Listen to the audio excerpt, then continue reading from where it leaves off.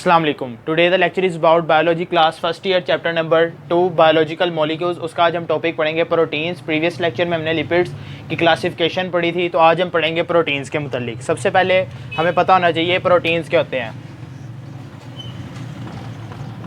Most abundant organic compounds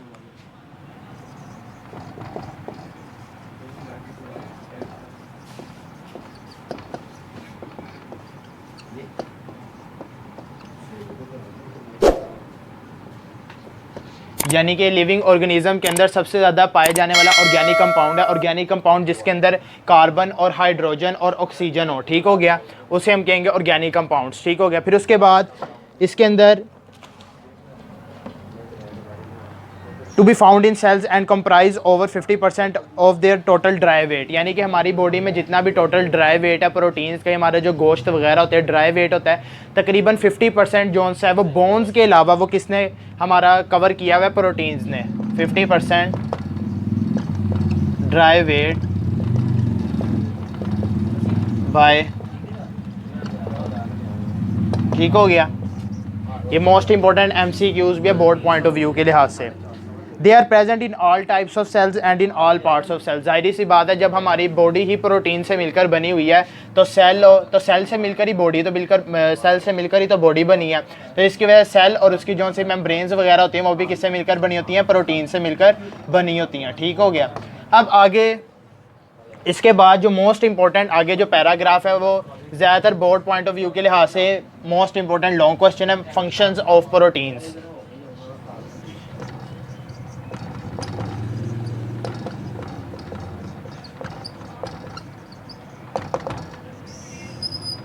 अब सबसे पहले फंक्शन क्या है। Proteins perform many functions, they build many structures of cell, यानी कि जितने भी सेल्स के स्ट्रक्चर होते हैं वो कौन बनाता है, प्रोटीन्स, ठीक हो गया।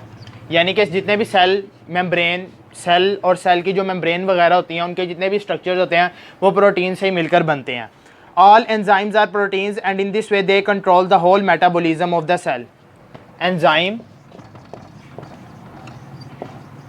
किससे मिलकर बने होते हैं, प्रोटीन से,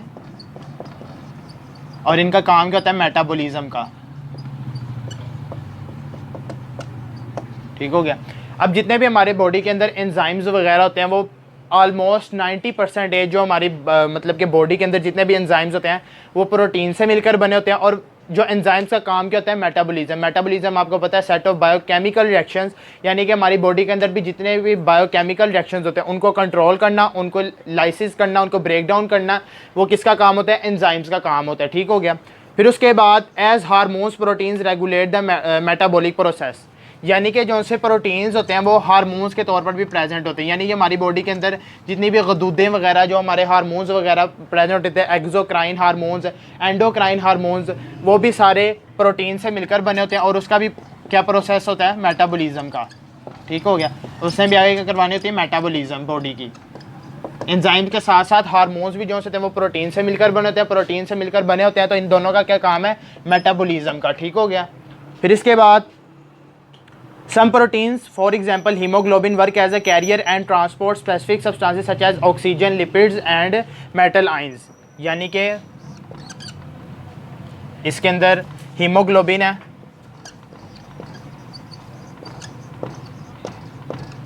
हीमोग्लोबिन जो से हमारी प्रेजेंट होती है लंग्स के अंदर, और ये किससे मिलकर बनी होती है, प्रोटीन से,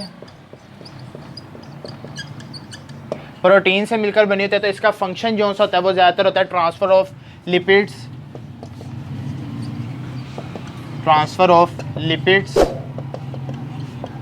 मेटल आयंस,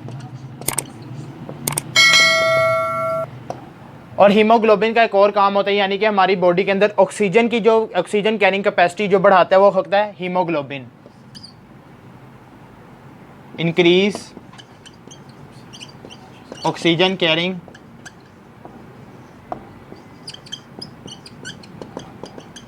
यानी कि हमारी बॉडी के अंदर जो भी ऑक्सीजन की जो कैरिंग कैपेसिटी बढ़ाता है वो होता है हीमोग्लोबिन, और ये हीमोग्लोबिन भी क्या होती है, प्रोटीन होती है, ठीक हो गया। फिर इसके बाद some proteins are called antibodies defend the body against pathogens. Antibodies वो भी किससे मिलकर बनी होती हैं? प्रोटीन से। और इसका क्या काम होता है? डिफेंस ऑफ बॉडी, यानी कि बॉडी का दिफा करना। ठीक हो गया। हमारी बॉडी के अंदर कुछ ऐसे एंटीजेंस वगैरह, एंटीबॉडीज़ वगैरह मतलब कि एंटीजेंस वगैरह प्रोड्यूस होते हैं, जैसे बैक्टीरिया वगैरह, पैथोजेंस वगैरह प्रेजेंट होते हैं, और उसके ख़िलाफ़ जो हमारी बॉडी बनाती है वो प्रोटीन, ज़ाहिर सी बात है हमारी बॉडी के अंदर प्रोटीन्स होंगी तो एंटीबॉडीज़ बनेंगी जो कि उसके ख़िलाफ़ मतलब कि लड़ती हैं, और जिसकी वजह से वो उनको पैथोजेंस को डेड पैथोजेंस कर देती हैं, यानी कि उनको पैथोजेंस को मार देती हैं। ठीक हो गया। इसके अंदर आप लोग एग्जाम्पल के तौर पर ले लें, आप लोग फिब्रिनोजिन ले लें। ठीक हो गया। ये ज़्यादातर ये जो फिब्रिनोजिन मैंने लिखे ज़्यादातर ब्लड क्लोटिंग प्रोसेस में होती है। ठीक हो गया।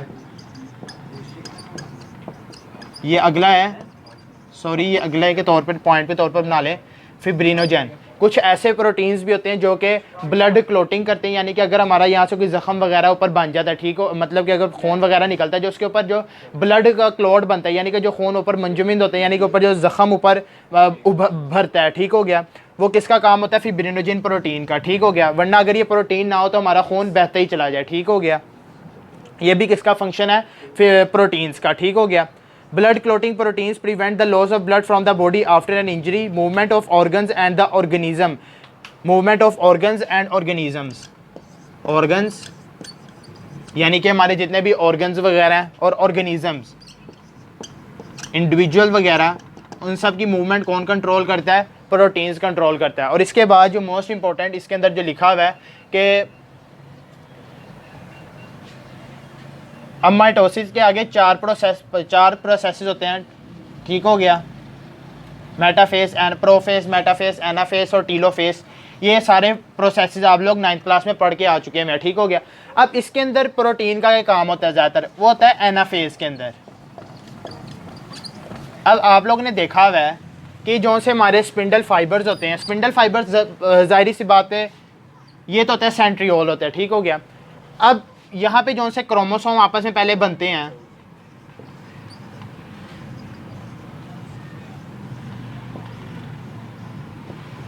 ठीक हो गया, ये क्रोमोसोम बन गए। अब एनाफेज में क्या होता है? एनाफेज के अंदर ये जो क्रोमोसोम की जो सेपरेशन होती है ना, ये क्रोमोसोम है, सिस्टर क्रोमेटिड जोन्स होते हैं आपस में अलग होते हैं, और किसकी वजह से? स्पिंडल फाइबर्स की वजह से। स्पिंडल फाइबर्स क्या होते हैं? ये फिब्रस प्रोटीन से मिलकर बने होते हैं, यानी कि आपकी जो माइटोसिस के दौरान जो अहम रोल होता है प्रोटीन्स का, माइटोसिस में भी होता है। ठीक हो गया। और ये आपस में दूर दूर होते जाएंगे, जिसकी वजह से ये आपस में जो सिस्टर क्रोमेटिड्स वगैरह होंगे ये आपस में दूर दूर होते जाएंगे। ठीक हो गया। ऐसे। ठीक हो गया।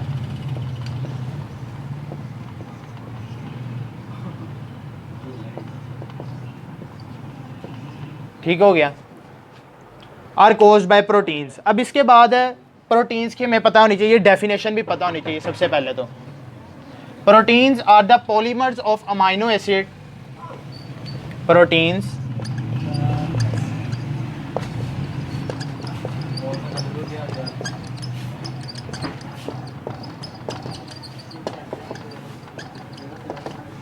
यानी कि अमाइनो एसिड ये बिल्डिंग ब्लॉक ऑफ ये मोस्ट इंपॉर्टेंट एमसीक्यूज भी है। What is the building block of protein? यानी कि प्रोटीन किससे मिलकर बनते हैं? वो होता है अमाइनो एसिड से मिलकर मिलते हैं। ठीक हो गया। सेवरल अमाइनो एसिड आपस में मिलते हैं तो वो क्या बनाते हैं? प्रोटीन बनाते हैं। ठीक हो गया।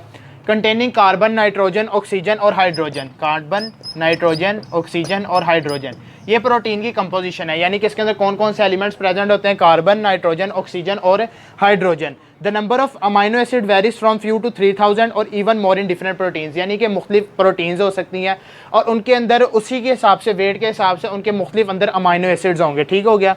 होप्स हो कि आपको ये फंक्शन ऑफ प्रोटीन समझ आ गए। मोस्ट इंपॉर्टेंट लॉन्ग क्वेश्चन है। Thank you very much. अल्लाह हाफिज़।